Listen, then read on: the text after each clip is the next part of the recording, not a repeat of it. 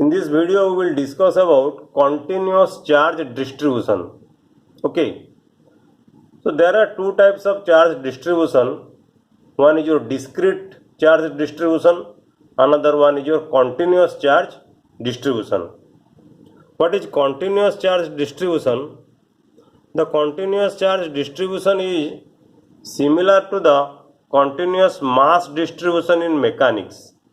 In mechanics, we have read about mass distribution or continuous mass distribution.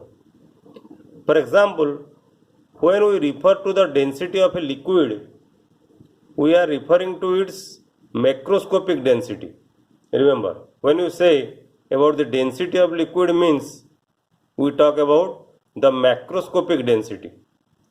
Okay, we regard it as a continuous fluid and ignore its discrete molecular constitution.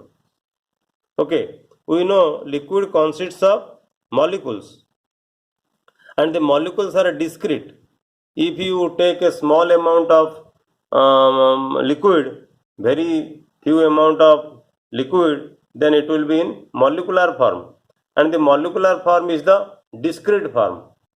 Okay, but when you regard the flow of the liquid, or you may say continuous fluid, then the discrete nature of the molecule is ignored, and what we basically take, we refer the macroscopic density or the continuity, the continuous property of the fluid or liquid. In electricity also, we consider discrete charges like Q1, Q2, Q3 up to Qn.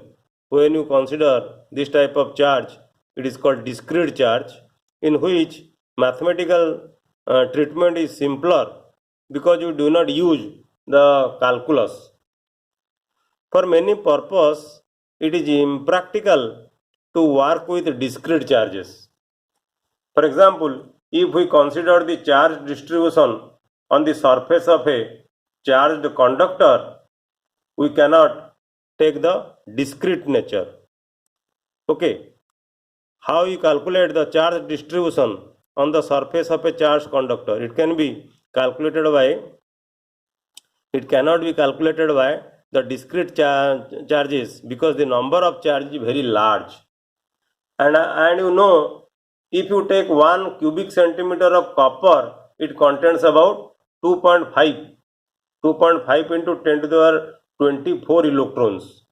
Okay, so you see the number of electrons is so large if you consider 1 centimeter cube of the copper.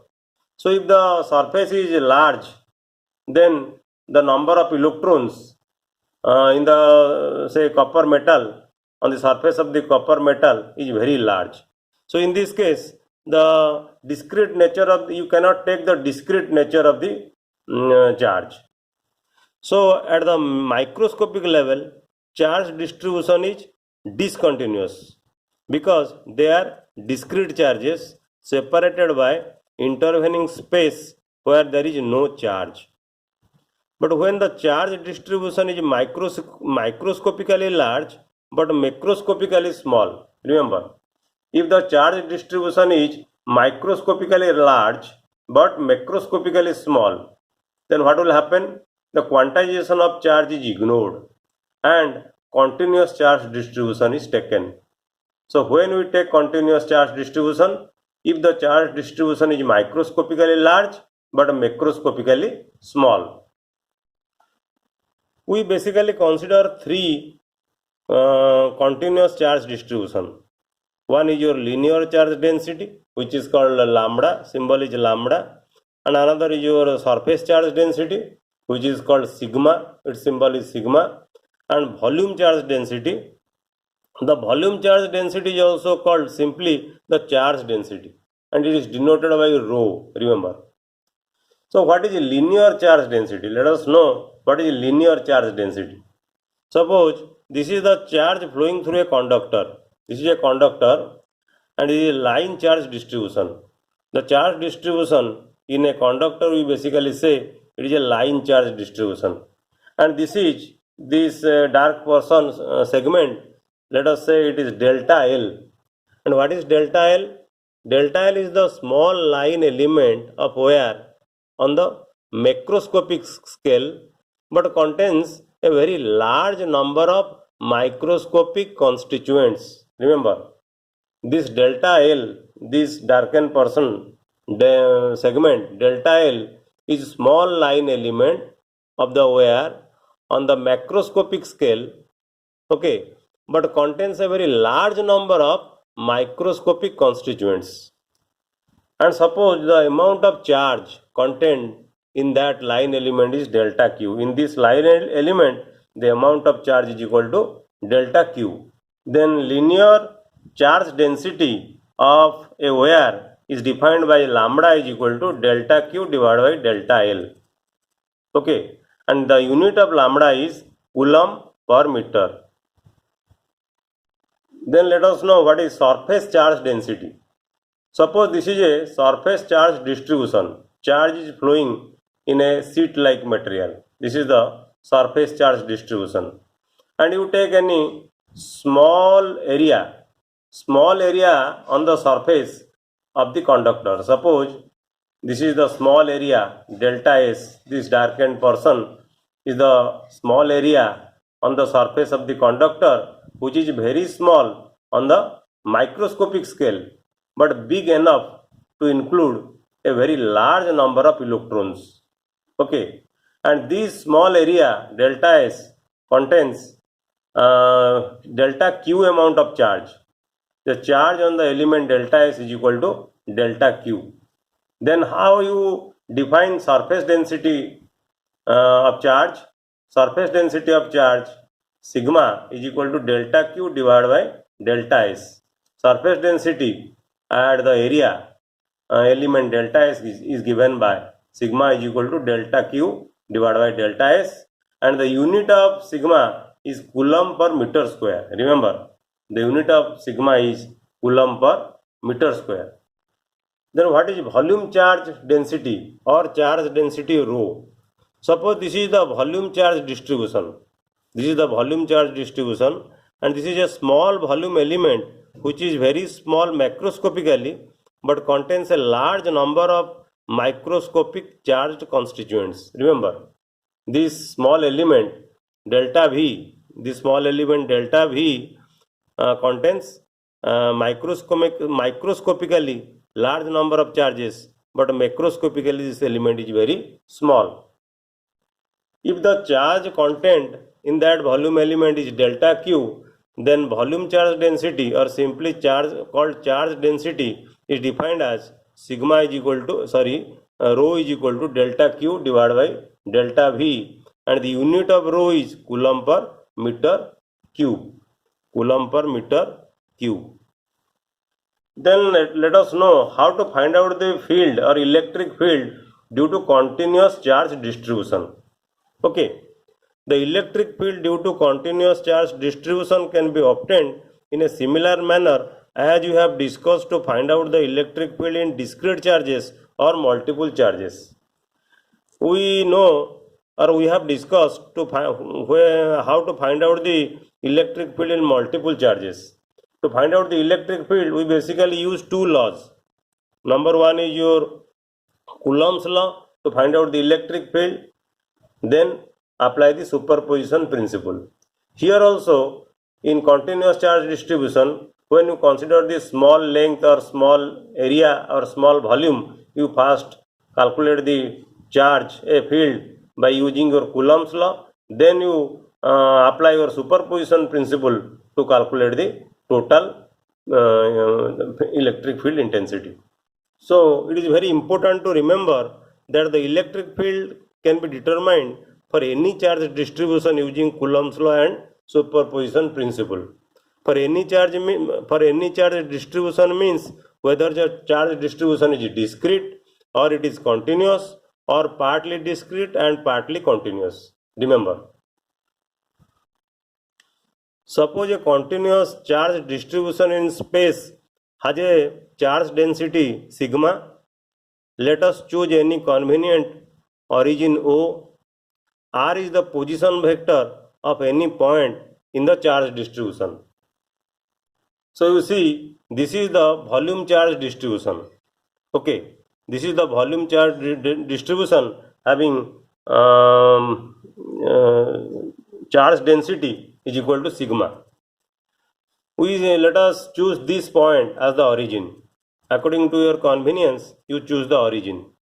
Then the position vector of any point on the charge distribution, suppose this is any point on the charge distribution, and the position vector of this charge distribution is equal to r. You see, r is the position vector in the charge distribution.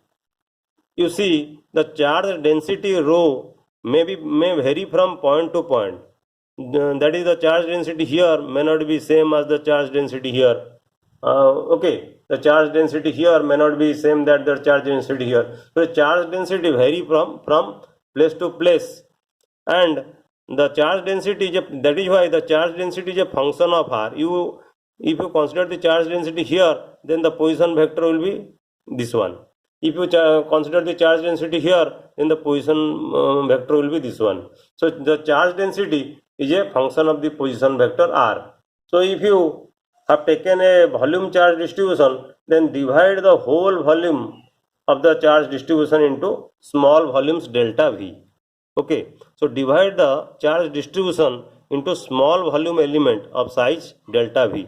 This is delta v. Suppose if you consider a size here, then here you have another delta v like this. The charge, so what will be the charge in a volume element delta v? We know rho is equal to delta q divided by delta v. Okay, so charge on the volume element delta q will be equal to rho into delta v. Okay, so now you consider any general point P inside or outside the distribution. Okay, so I have considered a point here. I have considered a point P outside the charge distribution. You may consider a point P inside. Consider the point P inside the charge distribution. Okay, then let us R. You see capital R. What is capital R? The position vector of the point P. The position vector of this point P is equal to the capital R from this to this. Okay, so using Coulomb's law, the electric field due to the charge distribution rho into delta V. This is delta Q. That is rho into delta V. So the electric field due to the charge rho into delta V is given by delta E will be equal to 1 by 4 pi epsilon 0 rho delta V divided by r dash or r prime square into r cap r prime cap. What is r prime vector? R prime vector is the distance between the charge rho delta V, because here the charge is equal to rho into delta V. So distance between the charge rho into delta V and the point P, this distance is equal to the r prime vector. And what is r prime cap? R prime cap is the unit vector along this direction. Okay, from this to this the distance is r prime, and the unit vector from this to this is equal to r prime cap. So r prime is the distance between the charge rho delta V and P, and r prime cap is the unit vector from the charge element rho delta V and P. Now what you do? Now you use superposition theorem or superposition principle. By using superposition principle, the total electric field due to the charge distribution is obtained by summing over electric fields due to different volume elements. So the whole charge distribution is divided into small volume elements, and if you take the summed over all the volume elements, okay, if the calculate the electric field by summing the electric field over all the small volume elements, then you will get E equal to 1 by 4 pi epsilon 0 summed over all delta V rho delta V divided by r prime square into r prime unit vector. Okay, and this sum is not a simple algebraic sum, it is a vector sum. and it is done by using superposition principle. Okay, so here rho, remember here rho, r dash and r prime unit vector vary from point to point because the charge density vary, r dash also vary. You can consider different points because you see the point may be considered here or here or here, so r prime will vary. Okay, when r prime will vary, r prime unit vector that will also vary. And if we consider the delta v, the unit the small elements delta v are very small, that is that if delta v approaches to 0, then the sum becomes sum, instead of summation you will take the integral, that is 1 by 4 pi epsilon 0 integral rho integration rho dv, okay, divided by r prime square into dv. Sorry, when you calculate the integration, take the integration, e will be equal to 1 by 4 pi epsilon 0 integration, and this is for a q rho dv dv, this will be for q divided by r prime square into dr, is not it? So continuous charge distribution is very useful to calculate the electric field due to different charge distribution, whether it is line or surface or volume. Okay,